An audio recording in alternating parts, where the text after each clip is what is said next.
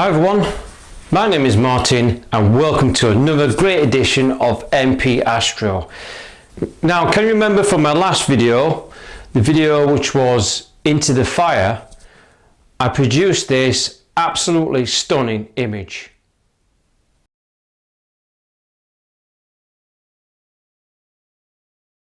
So as you can see in that image, what an absolute fantastic image there of the full disc using my 66 ED refractor and my ISI 174 mono camera. I produced this fantastic full disc using the Quark eyepiece for H alpha. It was a tough video to make because I was trying to figure out the air gap that's needed to get that full disc, and if you've not seen that video, please check it out from the top. I produced this video, and it might help a lot of people who've got the Quark eyepiece and they are having troubles of trying to get a full disc image. So highly recommend you check that video out, have a look at it, see what you think, and try it out yourself. And believe me, it's not very detailed in a lot of forums and all that, how to do it.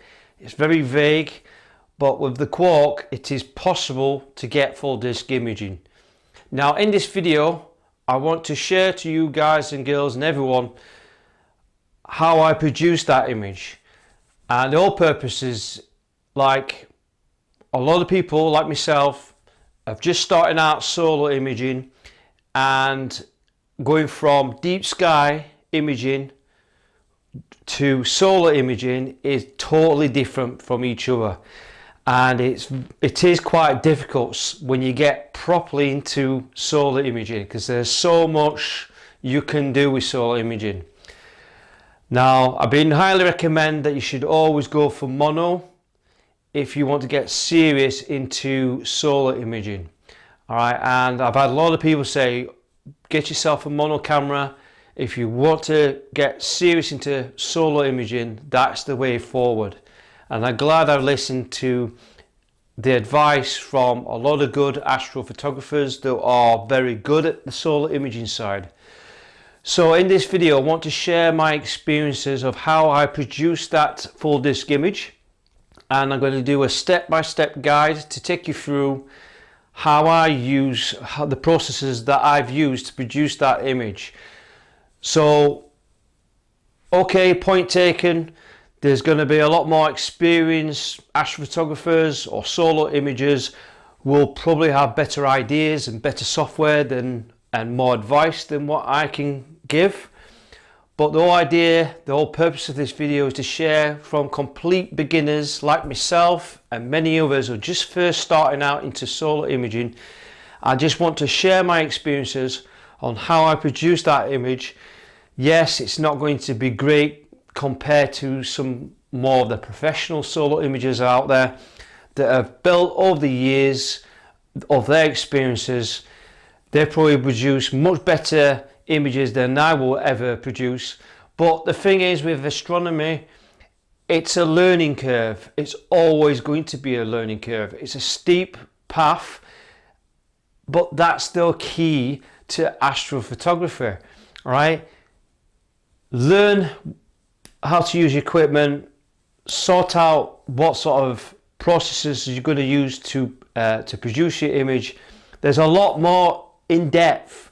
So before we start, please hit a like button, and if you're new to this channel, please subscribe onto this channel, and don't forget to share this video out and hit the notifications bell. By hitting that bell, scroll up, click all, and you will not miss out on any new videos that I publish out very soon. So please use this video. I have tried to condense it as much as I can to make it less painful, because like when you go through these processes of stacking and all that sort of thing, I'm trying to minimize it to a small, into a much more manageable video. And yes, there's a lot of processes you've got to go through the sequence, But please use this video as a basic guide. Maybe it will help you guys and girls get around this, because solo imaging is very hard. And don't get me wrong, I'm still learning myself. I'm not a true expert on this, but this video is just there to share my experiences out and to help everyone out there who's also struggling. So please, for the experts amongst us, obviously this might be probably a bit more basic to what you're used to, but just bear with me. But at least there's one thing, I'm not using AI and cheating my way through it and claiming that that image is mine. So without using AI, I'm just using the basic Astro freeware tools to take you through my journey, how I produced that image. So if you want to find out more about this video, please keep watching and let's do this. So then, guys and girls and everyone, I'm going to show you how I process that awesome image of the full disc sun. Alright, and this is my shortcut folder, and as you can see, if we take a closer look, okay, this is the AVI file that I captured, right, 2 of these, okay, and obviously to back it up, that's what I use, the settings, alright, that's through the ASI 174, the fantastic camera that I used. They're the settings I used, alright, I don't know if that will give you any handy tips, alright, but take it from me, I got good results from this AVI file. Now I know some people say you should have used serial files, it doesn't really matter, but the good thing with AVI files, I can process these, I can stack these images very quickly. Now if I was going to use serial files, I have to use pip to convert them to AVI file anyway, so I can't really see the point. Now this is pip, this is the software that I use. So if you're going to use serial files, you can convert that serial file using pip to convert it to AVI file. Alright, but I can't see the point of that. So as long as you've got good tracking and you're using AVI files, then that's what I would use. Although you don't get much frame rate compared to serial files, compared to AVI files you lose a bit of frame rate, but I'm not really concerned about. Now as you can see here, these are very short files and they're already 4.77 gigabyte, which is only a minute and 12 seconds, if that. It's not long, alright, and they're not long files at all, but as you can see, you're in a lot of data with just a capture there. So what we're going to do is I use a program called AutoStakkert. This is an old program. There is an AutoStakkert free, but this is the program that I like to use to stack my AVI files. So we're going to open up our file, and we're just going to go through quickly. Where's our captured files? There it is, there's the file. So as you can see, I'm just going to click through one of the video files and I'm just going to open that. So as you can see here, we've got the AVI file of the sun, full disc, using the mighty ISI 174 mono camera. The reasons why we're using mono camera for solar work is that you can, when you process an image or stack the image, you actually can do a lot more through mono. I don't know what it is with color, Colour, you do get some decent results, but with mono you can do a lot more to process the image. So we're just going to minimize it so you can see the full disc, and see there we've got a nice detailed image there. Now this is the video file that I'm going to use, so I'm going to minimize that. The good thing about AutoStakkert, it's really easy. I'm going to select surface, and what we're going to do with surface is we're going to control and click to get the object into the middle, like so. We're going to select improve tracking. Now I know I've got perfect tracking and there's not much of these, as you can see with this, the amount of frames. If I move the slider here, the sun is well tracked. Okay, we do have a bit of turbulence from the Earth's atmosphere, which is completely normal. So we've got good tracking, so you can select the improved tracking if you want. I'm going to leave the noise robust to normal.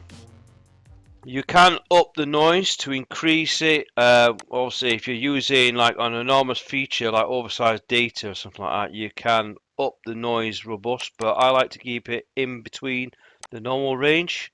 Okay, obviously that depends on the image quality of that video. Okay, if you're using very small objects like planets or something, you might need to like lower the noise robust even more, but keep it in the mid-range is always best.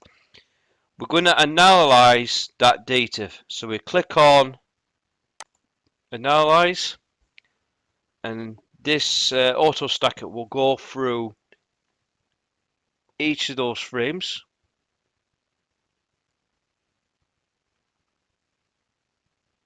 Now this will take a while, so I will speed up the video so that you can see what I'm doing.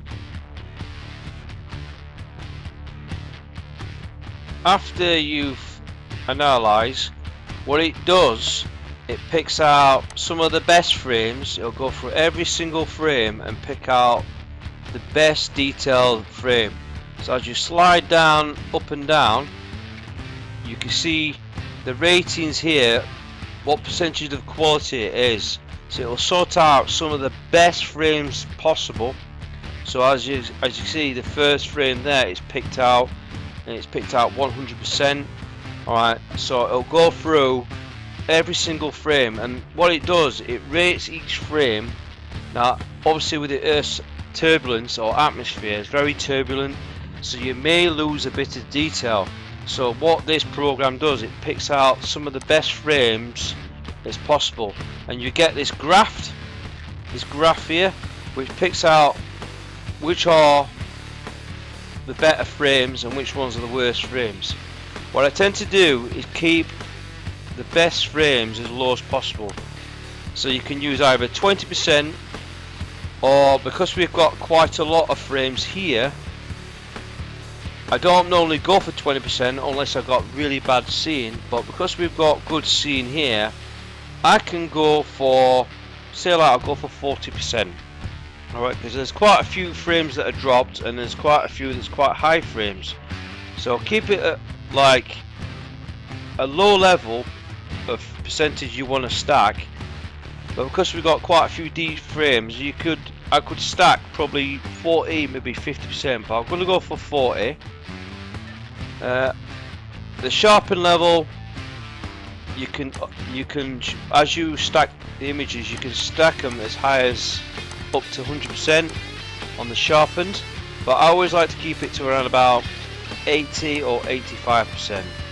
So every frame that you stack, it will try and sharpen the image. Don't worry about the drizzle. Drizzle, all that does is makes your image's sizes big. There's no need for that. And if you select drizzle, all you're doing is increasing the memory of stacking that data, alright, and it takes ages.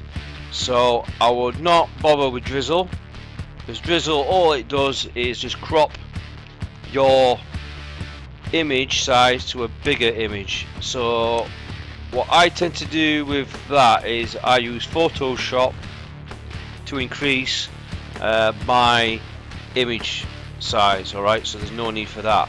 So it's picked out the best frames. All you got to do, what I find is, like, you can select an align point. Now align points is like if you want to home in or stack a certain areas of interest, like some detail that you've got on here, you can use align points to focus on those detail. So when you stack the image, it will stack each of those line points where it wants to focus, where that detail you want to capture. Alright, so all I do is just I select, it doesn't really matter, you can just go all the way around the disc itself. Alright, you don't need to be too perfect. Alright, you just want to get all around alarm points around the disc itself.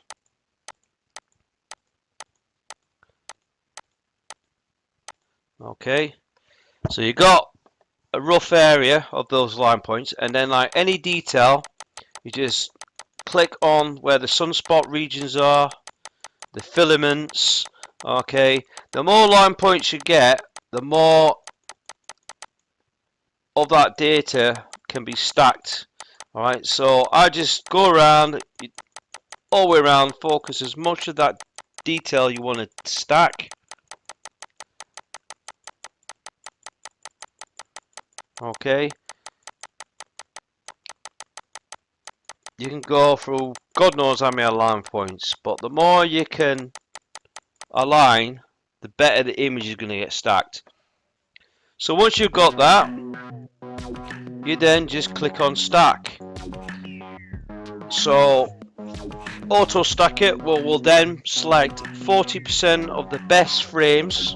It will pick out and it will throw away the rest of the bad frames. Okay, so all you need to do is with those align points, it'll pick out the best possible frames, and it will stack that image to stack that video into a single image. So as you can see, we've got the program finished, and it's basically stacked all the best frames into a single TIFF file. You can have a PNG file or a FIT file, but TIFF is the one to use, particularly if you want to use Photoshop. Alright, TIFF files work very well with Photoshop. So it just depends what format you use. So as you can see, we've got that image now stacked. So we're going to find where we stored it, and here we go. Here is the file there we've just stacked. Alright, that's at 40 frames, and it's reduced it down to a 10 megabytes single file. So as we click on that part, that's you get two files with AutoStakkert. You get one before and one after. The one after, so we'll show you one before. That's what it looks like before. Alright, and then this is this actual one after, and as you can see, we've got a much more clearer, more contrast, much sharper image of the full disk of the sun. So we're going to get out of that. So that's just a brief introduction into AutoStakkert. There are other variants. I think there's AutoStakkert 3, 4, you name it, but you can buy the full version. This is just a freeware version, so you're a bit limited on what you can do with the stacking process.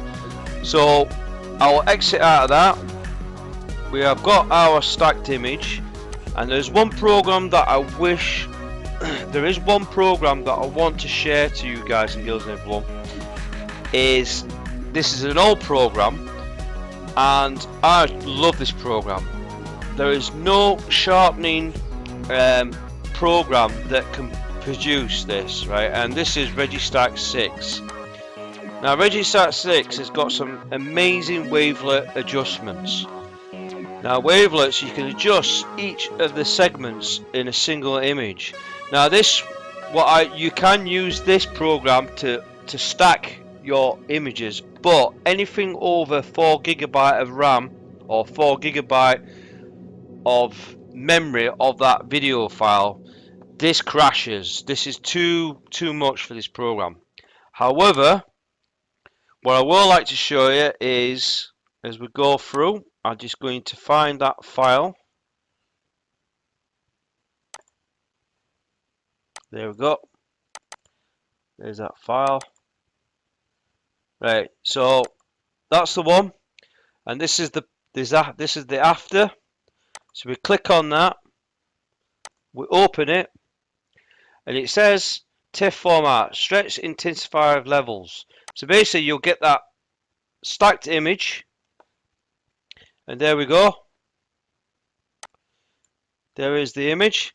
Now the one thing I like about Registax 6 is you've got these adjustments here. These are your wavelets. There are 6 segments, and what I tend to do is I like to do a bit of denoise, which to reduce some of that noise, and I always highlight to about 0.25, and then I can sharpen it to 130.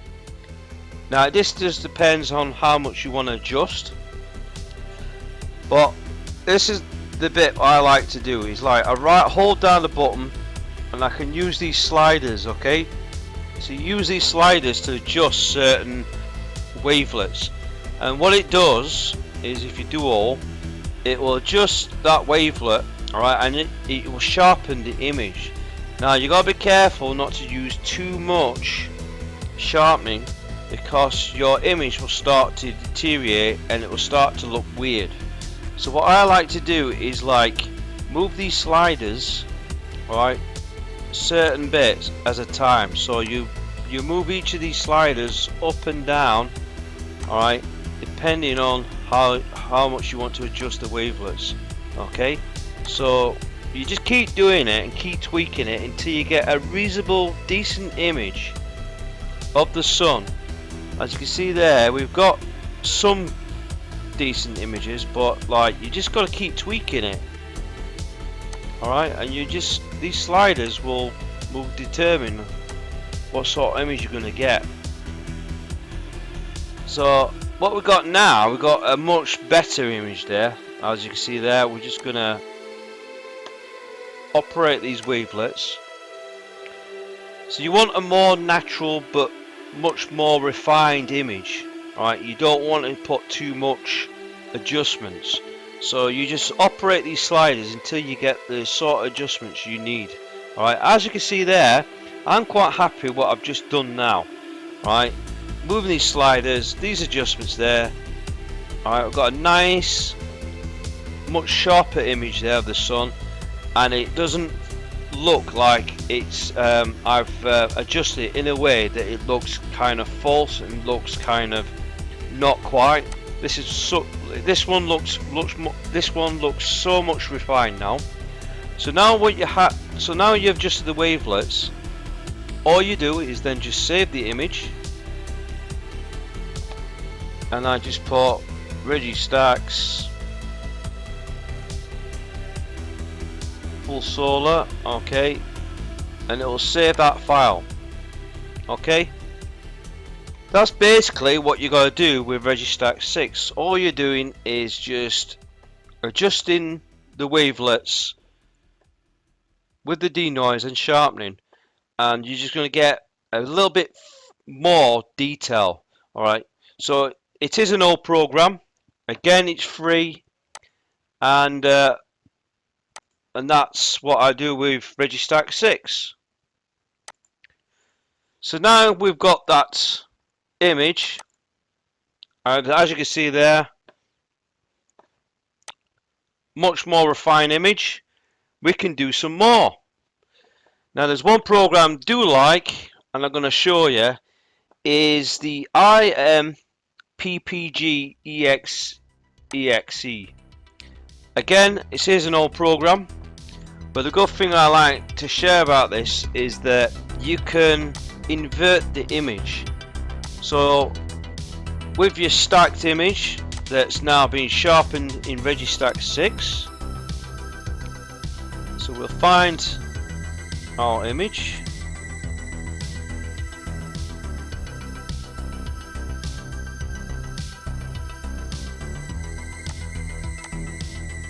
There we go.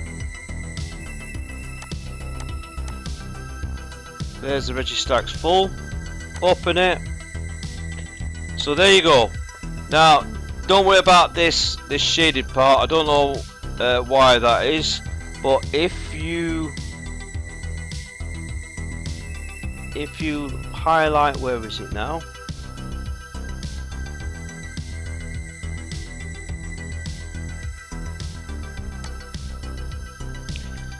There we go. So if you select that one there, the tone curve, if you press invert, what you get is this.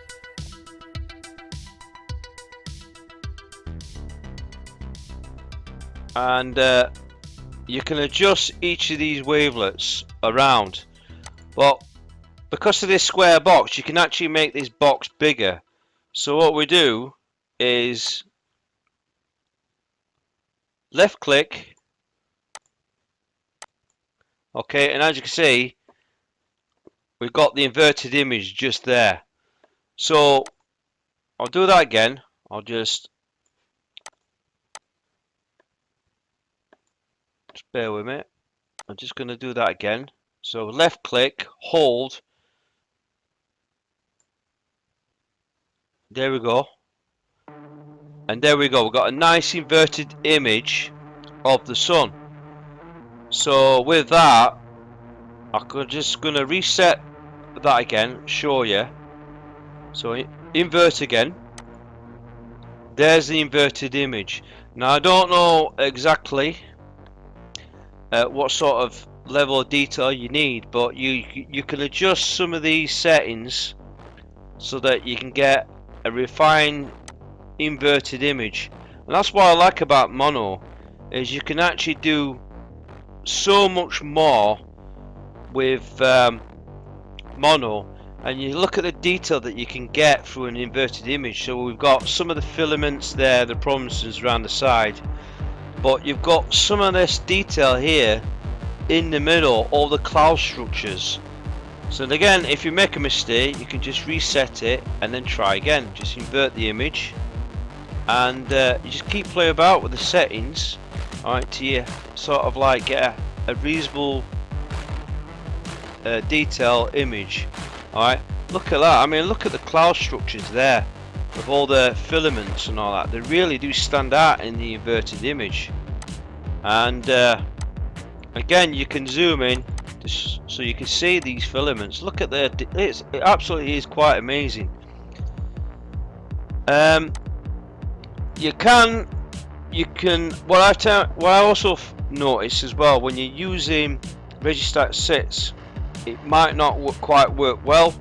So if you want to invert the image, you can use the standard stacked image. Again, just select that select that software, just open that file again, and you can use just the standard AutoStakkert. And as you can see here, what we do is we're just going to zoom out of that. We're just going to left click again, highlight everything in there.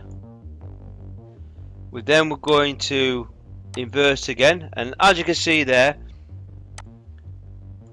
we've got the inverted image again. I'm just going to zoom in, and this is the AutoStakkert, and you can see, look at the detail there.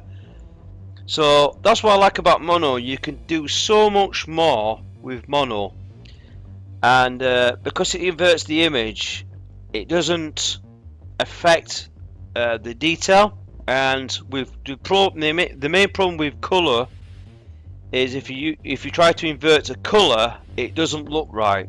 But with mono, you can invert the image and shows you a lot more of this detail. So I thought I'd show you briefly on this program. All right, I'm just getting the grips with it. All right, I'm just learning as I'm going along. So it's just to show you what you can do with a mono image. But after that, I'm just going to show you. So now I've shown you IMPPG. I'm now going to show you how I process my Registax that's been stacked through AutoStack image. So I'm going to use Photoshop for this.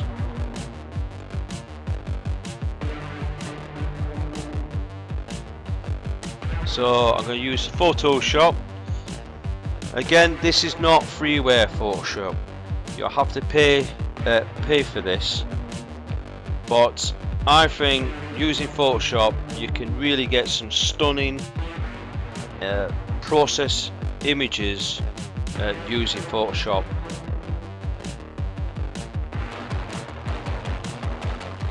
So we'll wait till it loads up.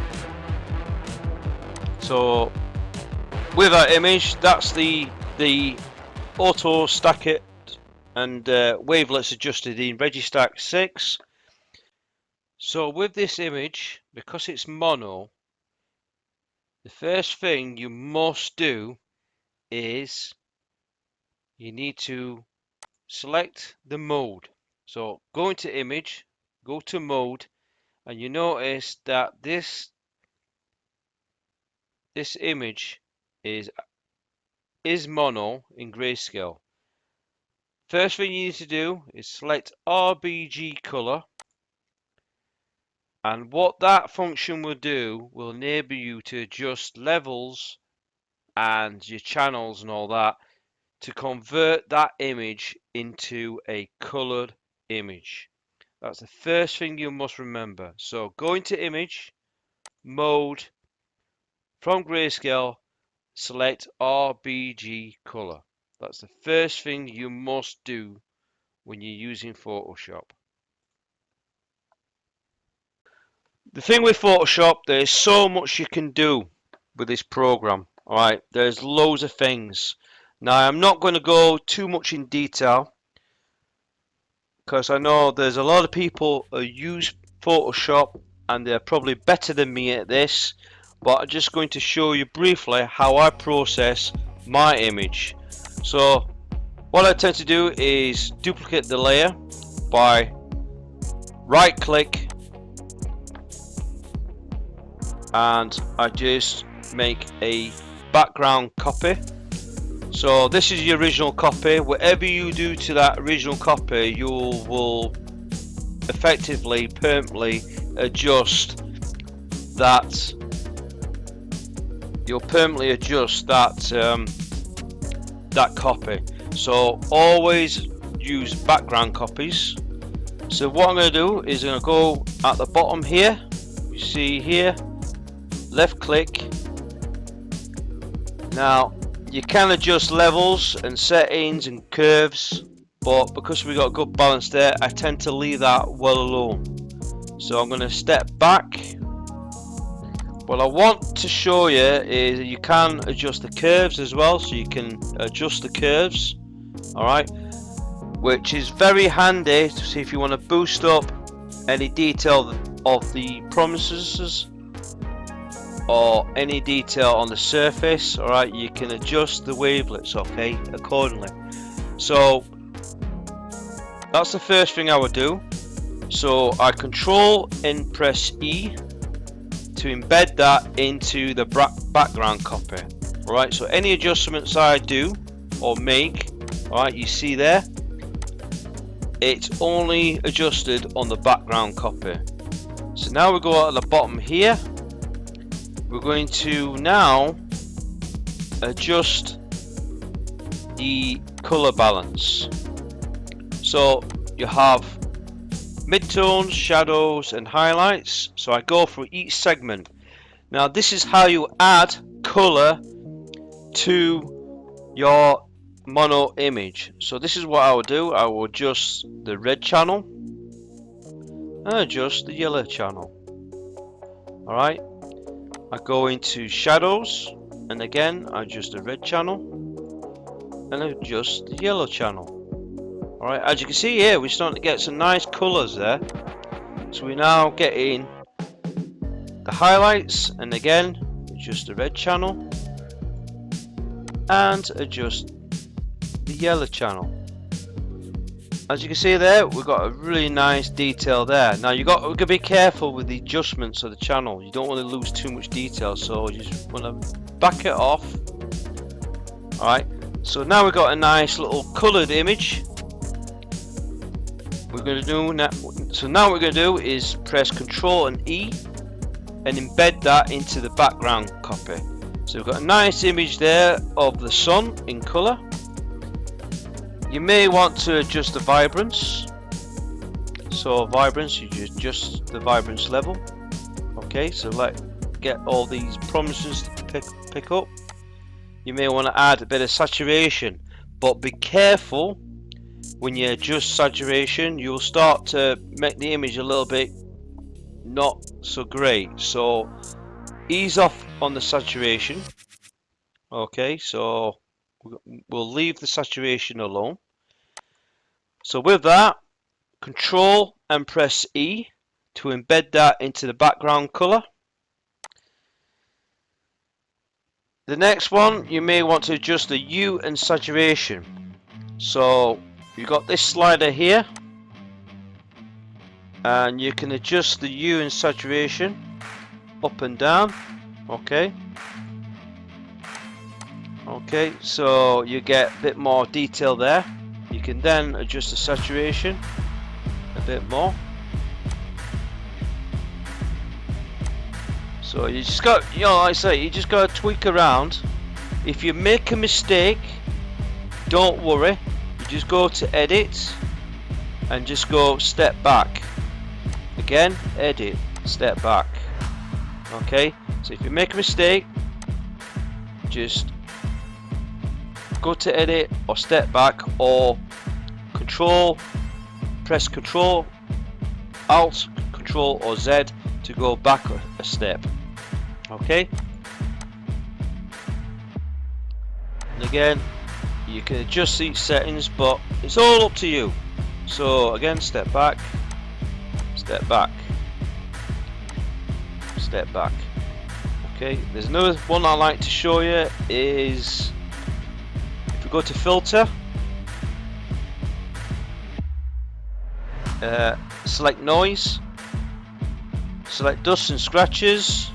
What that does is just eliminates a lot of the noise in your image. You press OK, so that will clean up the image a little bit better. You then go to filter again, and there's one I like to show you is sharpen.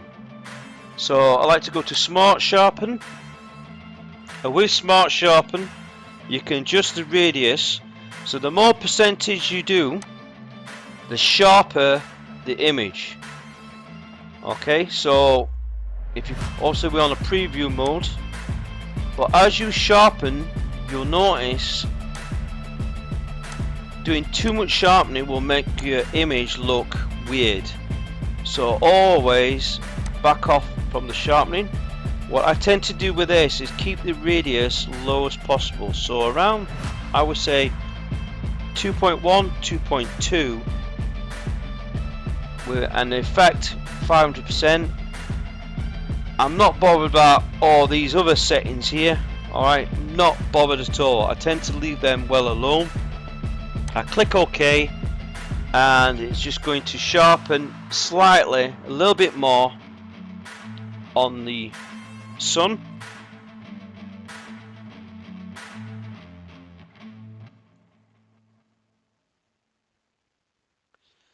And there you go. So we've got a little bit better image.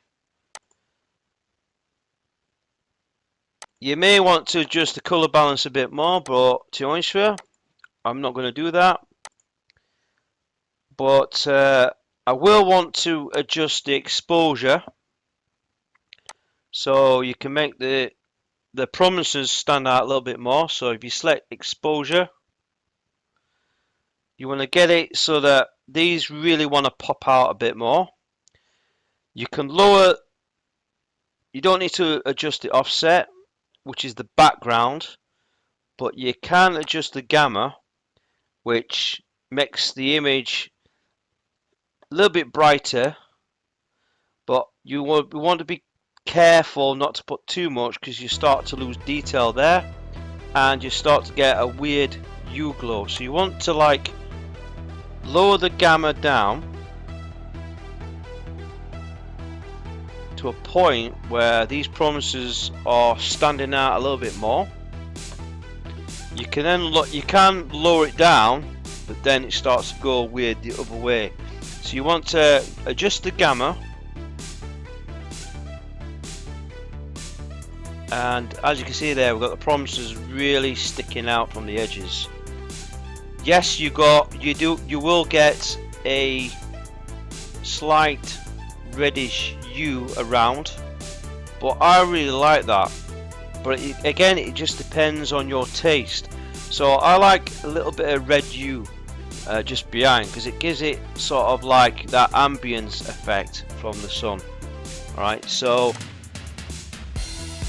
adjust the gamma, you can adjust the exposure. Again, the more exposure you put out, yes, the more that detail will come out, but then you start to lose some of the detail in the middle. So just try and get sort of a balance in between, and as you can see there, that looks okay. If we press the eyeglass, you can see the adjustments you've made. Okay, and I'm just gonna minimize that a bit. Okay, I'm happy with that. So then we press Control and E, and okay, we got the image there. Unfortunately, the image there we got there is not quite center. So what I tend to do is press this rectangle button.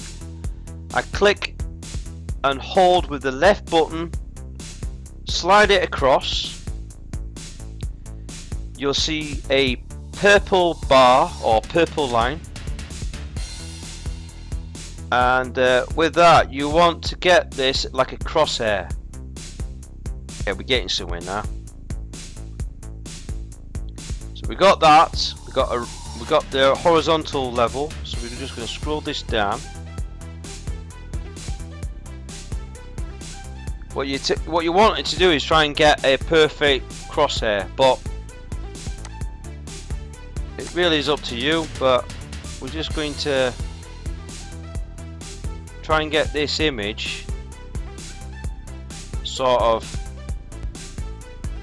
in the middle. So we've got a rectangle there. Ideally you want a crosshair coming down here and a crosshair coming down there.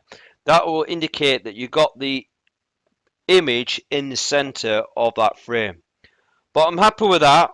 What we do is we go to edit, and we're going to, in fact, we go to image, and we're going to crop. So we crop that image there. Alright, so now the sun is more or less in the center of that frame.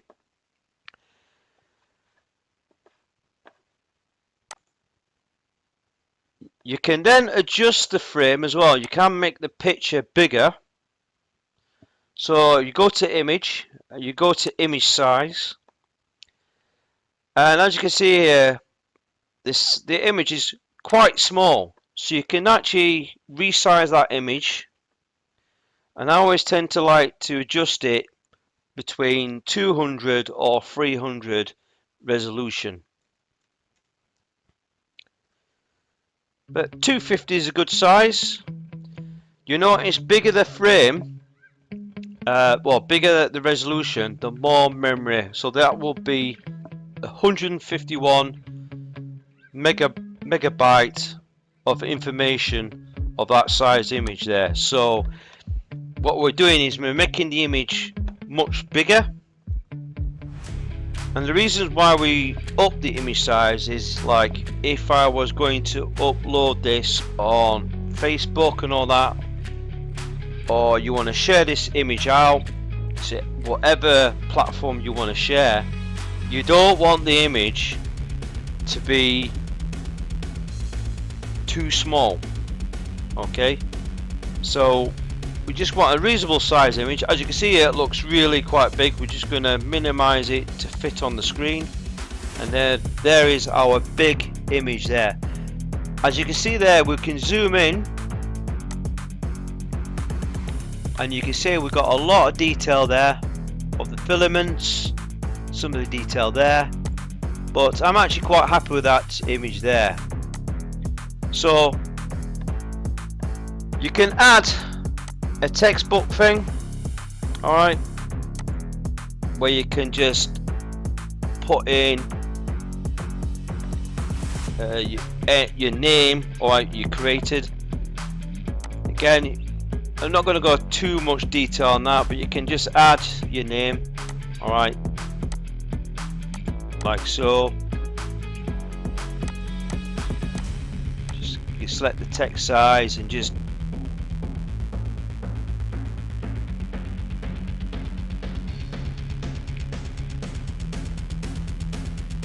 let's just check the text size there. That's a bit too big.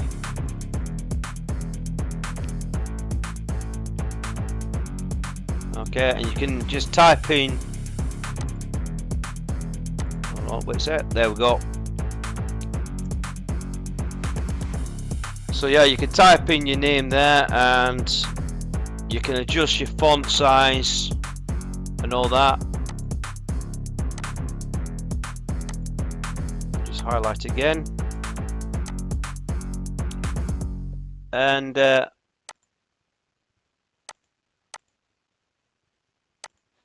yeah. So yeah, you can do that. You can also have your name stand out a bit more as well. You can do other things with that. So you got that there. You just left click that, right click, and you can select blending options, and you can have like different sort of textures and styles, like inner glow. You can have your inner glow stick out, you know, make your obviously your signature block stand out a bit more. Okay, but I'm not going to go too much on that. It really depends on what you want to do. Okay, but as you can see there, we've done. I just wanted to show you how would you process your full disk sun, and we're going to save that. Okay, we're just going to say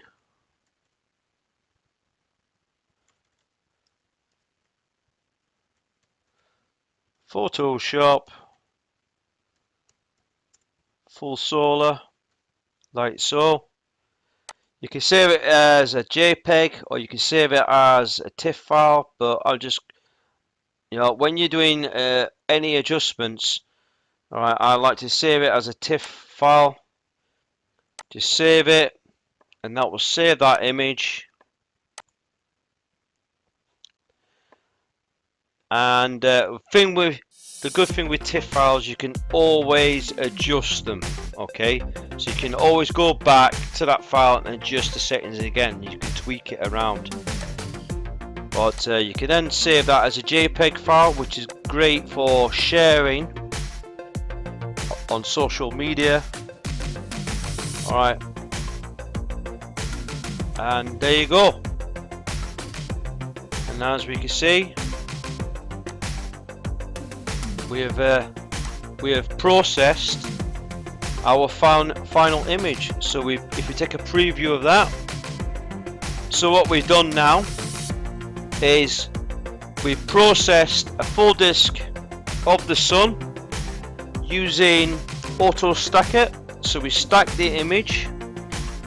With that, we adjusted the wavelets using Registax 6, and we post-processed. We converted a mono image into a color image. So I hope this process helps you guys and girls and everyone. Bear in mind, I'm not an expert at post-processing by any means. I just want to share how I process my images. This is just a brief introduction. Obviously I will go into a lot more detail, but I hope this video helps you guys and girls and everyone. And there you go.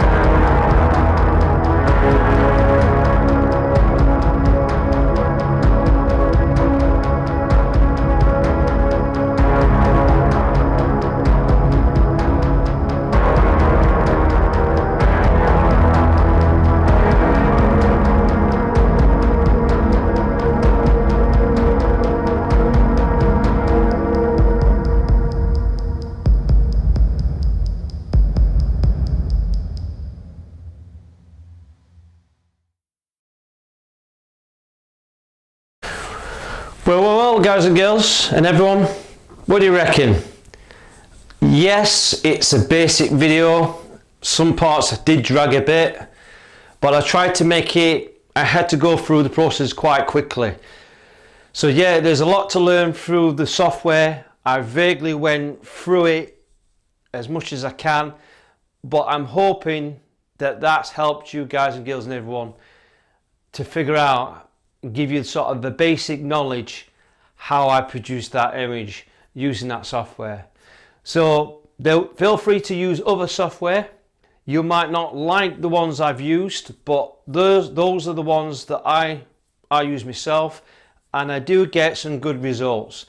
Yes, there'll be some software packages that will be better at producing better detail on those captured image there. But please feel free to use this video as a basic guide for the guys that just started out into solar imaging. Don't get me wrong, I'm not an expert, I'm still learning, and like always with this hobby, this is the challenge. That's what this astrophotography is all about. It is a challenge. So no matter how well you set up your equipment, you know, everything is a challenge, from the setup to the stacking to the image processing. Everything that you do determines on the resulting image. But the one main key aspect is this, is that when you go through that process, yes, you have to spend a bit of time to do this. But the thing is, the more you work on your images, you know, the more you'll gain that experience and you will get better. That's the whole idea of this hobby. But for the monsters, people like us who spend most of the time observing or spending most of the time astro imaging, yes, we do spend a lot of money, spend a lot of time, but look what we produce, real images. But the thing is, there's a lot of us out there, and to be honest with you, I'd rather produce my own images knowing what I've used is the real thing. All right, and that's what counts. And at the end of the day, whatever images you produce, as long as you're happy with your images, who cares what other people think? As long as you're not cheated your way using AI or any of that sort of form of technology, you're producing images for yourself, and you should all be proud of what you've achieved. You spend all that hard equipment processing through that software, and end of the day, you're producing stunning images that you have captured yourself, and you're not relied on AI. All right, that is more important. Be happy, share your awesome images out to your family and friends or to anyone on social media, and show them what you have produced, you know, what you have captured. Absolutely outstanding. I hope you find this video very useful. Please feel free to share this video out. It may help someone else that's sort of struggling in processing their solar images. Again, please hit the like button, and don't forget, if you're new to this channel, please subscribe onto my channel and hit the notifications tab, click all, and you should be notified for any new videos that I publish out very, very soon. So to that on, thanks for watching, and I wish you all clear skies.